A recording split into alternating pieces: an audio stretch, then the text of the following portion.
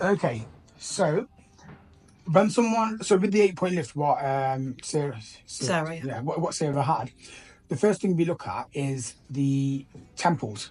So if if a client ever complains about heavy brows, or they feel that their eyes are starting to downturn, the aesthetic ideal for an eye shape is 12 to 14 degrees. So we want it like that, lifted, almost like a bit of a cat eye, right? As we age, we lose volume around the eyes here. So the fat pads under here will herniate, which causes something called a tear trough.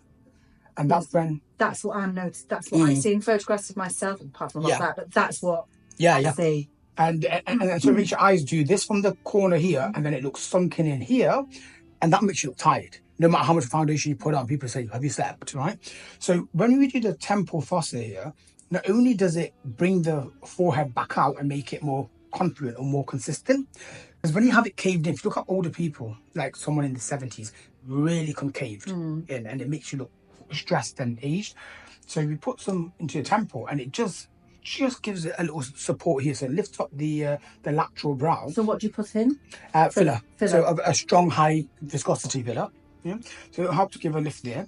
Then we address the tear trough. If it's a depression, so volume loss, we address it with filler.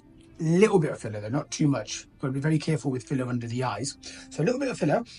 And then for the crepiness of the skin, we do stuff like Morpheus A, we do polynucleotides, we do exosomes, which is derived from stem cells. So that all helps to regenerate.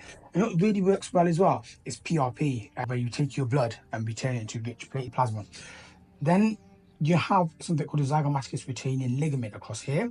And as we age, when you're younger, it's like this. As we age, it prolapses.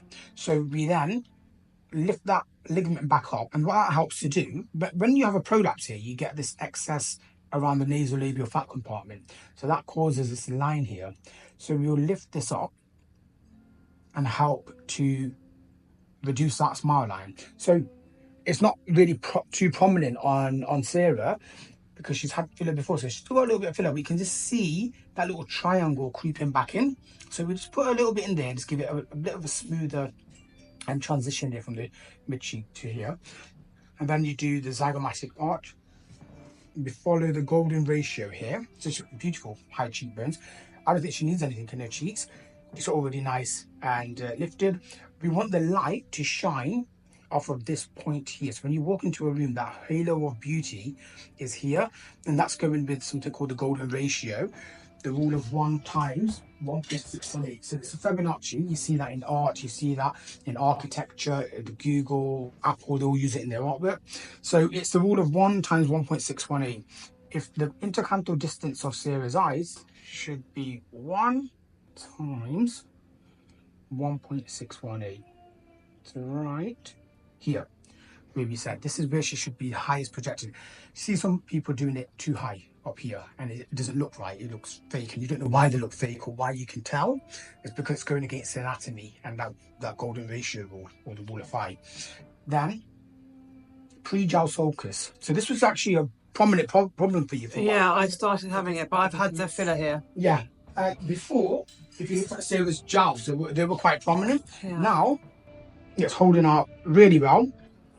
We normally will pull this back. I had it in April, I think. Yeah. We'll normally pull this back and we'll rebuild that mandible here. So inferior underneath or anterior at the top here. And just make this nice and straight. And then normally this will be the heavy bit. So we won't inject this bit, we'll inject in front of it and make this nice and straight. That's filler in there, isn't it? That's filler, but then she's also used a Morpheus 8. So Morpheus 8 is working with the tissue underneath. So Morpheus 8 uses radio frequency. See, is going to help to tighten the actual skin underneath and the tissue underneath. And it's a thing called SMAS. It's the yellowy connective tissue that connects the muscle and the fat. Called superficial muscular aponeurotic system, SMAS, and it helps to reduce that heaviness, so it helps to tighten from underneath. And that's what Morpheus 8 does. The microneedle is very good for that, these fine lines as well.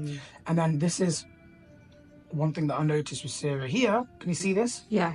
So I just put a little bit of pressure here, and I can see the volume loss here. So what I would probably do in this situation is pull this back a little, you can see how she's slightly starting to degrade here, and this is starting to want to creep back in.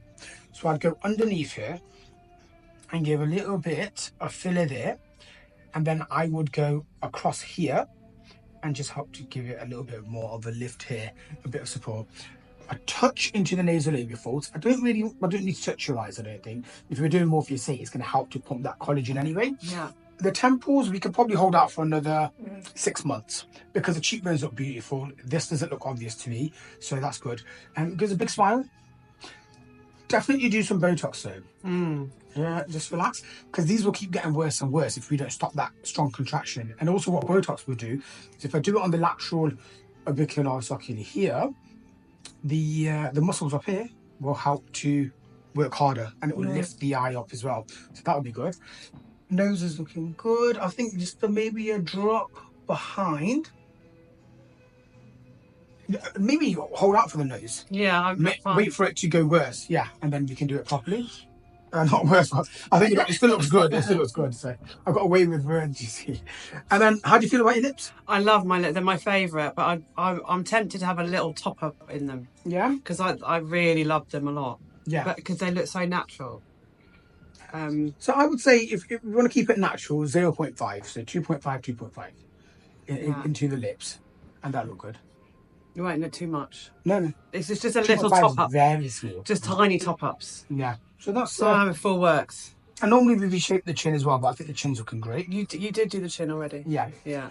So all the fillers held out really well. Yeah. So we don't. It's not much. It's just tiny little. If we're just being picky. Yeah. It's just tiny tweaks. That's what I mean. It's just. And then I think a little bit into the labial mental crease here. Eventually, not yet though. Yeah. Fine. Okay. That's what I would do. But we're going to do Morpheus 8 today. So don't combine it with filler.